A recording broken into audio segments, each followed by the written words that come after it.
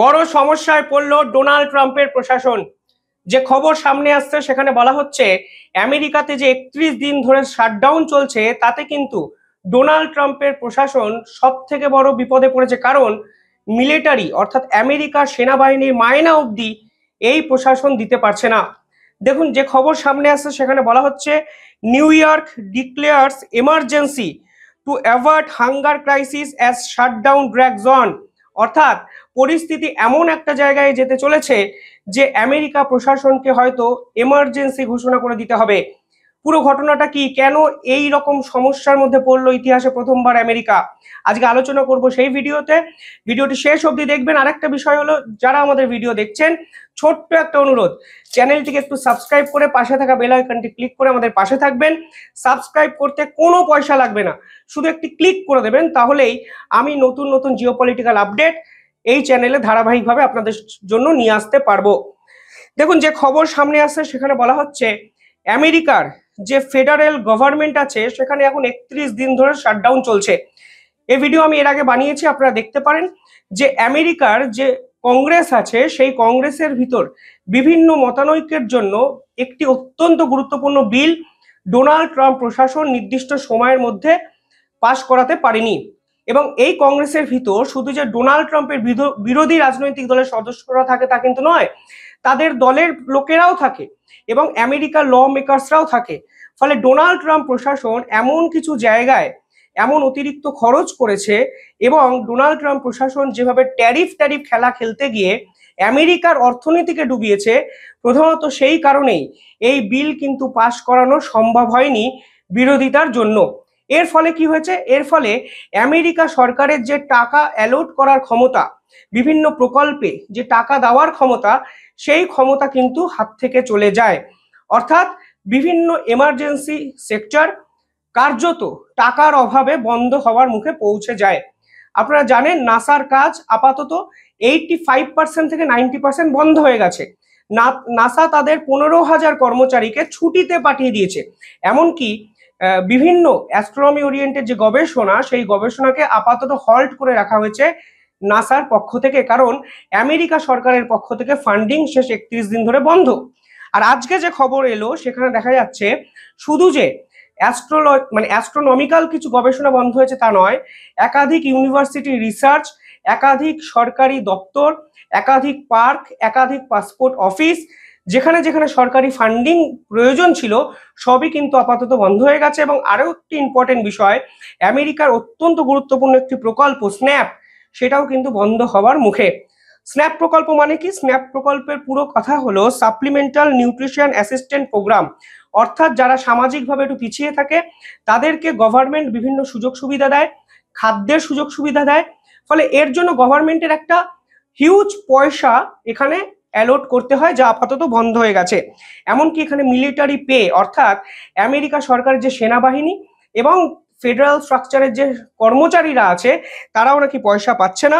এমনকি community food support system নামক যে প্রকল্প আমেরিকার আছে সেটাও কিন্তু আপাতত বন্ধ। যে তথ্য সামনে এসছে সেখানে বলা হচ্ছে এই শাটডাউনের ফলে আমেরিকা সরকারের প্রায় $7 বিলিয়ন থেকে $14 বিলিয়ন ক্ষতি হতে পারে শেষ এক মাসে। এমনকি অবস্থা এতটাই খারাপ জায়গায় যাচ্ছে যে আমেরিকা সরকারকে কোনো না কোনো মুহূর্তে ন্যাশনাল ক্রাইসিস এবং এমার্জেন্সি ঘোষণা করে দিতে হবে, কারণ তাদের কাছে আর কোনো অন্য উপায় নেই। এবার ধাপে ধাপে আপনাদের বোঝাচ্ছি যে কোন কোন সেক্টর সব থেকে বেশি ক্ষতিগ্রস্ত হয়েছে। সবার আগে যে সেক্টরটার কথা উঠে আসছে আমি বললাম স্ন্যাপ, যেখানে 42 মিলিয়ন আমেরিকান কিন্তু সরকার দ্বারা বিভিন্ন খাদ্য সুরক্ষার জন্য পয়সা পায়। এবং এখানে দেখা যাচ্ছে ইউএস ডিপার্টমেন্ট অফ এগ্রিকালচারের পক্ষ থেকে এখন স্ন্যাপ প্রকল্পটিকে আপাতত বন্ধ করতে হয়েছে তারা, কারণ এই স্ন্যাপ প্রকল্পের জন্য যে পয়সা দরকার ছিল সেই পয়সা আমেরিকা সরকারের কাছে এখন নেই। এমার্জেন্সি ফান্ড হিসাবে $5 বিলিয়ন আমেরিকা সরকার খরচ করতে পারত, কিন্তু ডোনাল্ড ট্রাম্প প্রশাসন কোনো না কোনো কারণে এই এমার্জেন্সি ফান্ডের ব্যবহার করতে চাইছে না। এবং এই পরিস্থিতির জন্য দেশের প্রধান বিরোধী দল অর্থাৎ ডেমোক্র্যাটকে দায়ী করে সাধারণ মানুষের মনে তার পার্টির প্রতি, তার সরকারের প্রতি একটা ইমোশনাল একটা ব্যাকগ্রাউন্ড ক্রিয়েট করার চেষ্টা করছে। এবং এর জন্য আমেরিকা প্রশাসনের বিপক্ষে একাধিক জায়গায় কিন্তু কোর্টে কেসও হয়েছে যে আলটিমেটলি এমার্জেন্সি ফান্ডে $5 বিলিয়ন থাকা সত্ত্বেও কেন এত গুরুত্বপূর্ণ একটা সেক্টরে ডোনাল্ড ট্রাম্প খরচ করছেন না। পাশাপাশি যে কথা সামনে আসছে সেখানে বলা হচ্ছে যে ফুড সিকিউরিটি ওরিয়েন্টেড যে বেনিফিটগুলো পাওয়া কথা ছিল আমেরিকার বিভিন্ন সাধারণ মানুষের, সেগুলো কিন্তু ডোনাল্ড ট্রাম্প প্রশাসন আপাতত বন্ধ করে দিয়েছে। ফুড ব্যাংক সব বন্ধ হয়ে গেছে।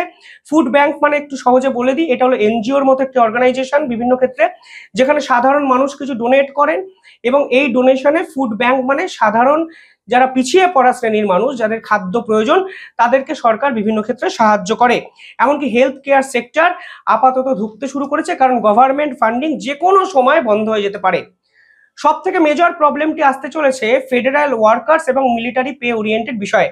কারণ সেনাবাহিনীর সদস্যরা যদি পয়সা না পায়, একটা দেশের স্ট্রাকচার অটোমেটিকলি ভেঙে পড়বে, এবং এটা আমেরিকার মতো একটি রাষ্ট্রে আরো বেশি করে হবে, কারণ দেশের সেনাবাহিনীর উপর তারা কিন্তু অনেকটা ডিপেন্ড করে থাকে।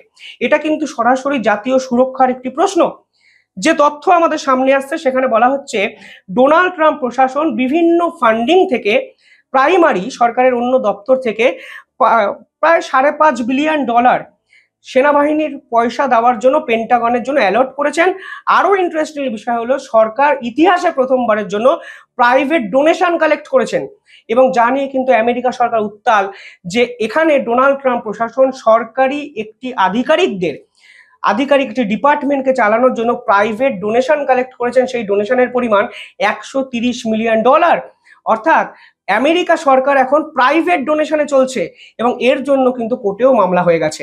ফলে সব মিলিয়ে ডোনাল্ড ট্রাম্প প্রশাসনের অবস্থা অত্যন্ত খারাপ, যেখানে মিলিটারিরা পয়সা পাচ্ছে না, সরকারি প্রায় 9 লক্ষ কর্মচারী পয়সা পাচ্ছে না, এবং সরকারকে এখন সরকারি দপ্তর চালানোর জন্য প্রাইভেট ডোনেশন কালেক্ট করতে হয়েছে, যার পরিমাণ শেষ 1 মাসে $130 মিলিয়ন।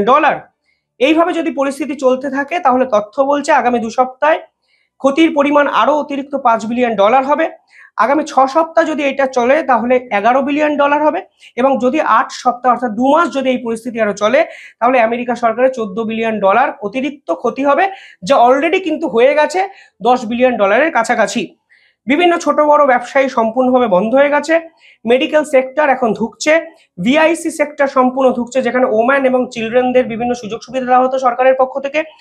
স্কুলের মিল প্রোগ্রাম সম্পূর্ণভাবে বন্ধ হওয়ার মুখে, রিসার্চ গ্রান্ট বন্ধ হওয়ার মুখে, ট্রান্সপোর্ট এবং সেফটি ওরিয়েন্টেড পুরো সরকারি ডিপার্টমেন্ট কার্যত এমার্জেন্সি ক্রাইসিসের সামনে দাঁড়িয়ে আছে। অর্থাৎ ডোনাল্ড ট্রাম্প প্রশাসন ইতিহাসে প্রথমবার এই নজিরবিহীন অবস্থার সম্মুখীন হলেন, যেখানে সরকার প্রায় পতনের জায়গায় চলে গেল, যেখানে ডোনাল্ড ট্রাম্পের বিপক্ষে রাস্তায় কার্যত নামলেন কয়েক কোটি মানুষ।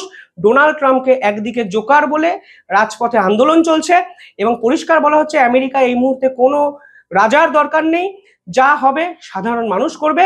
অন্যদিকে সরকারিভাবে ডোনাল্ড ট্রাম্প প্রশাসন বিপদের মুখে, কারণ সরকার তাদের ফান্ডই অ্যালট করতে পারছে না, ফলে সরকারি কাজকর্ম শেষ 31 দিন ধরে আমেরিকায় বন্ধ।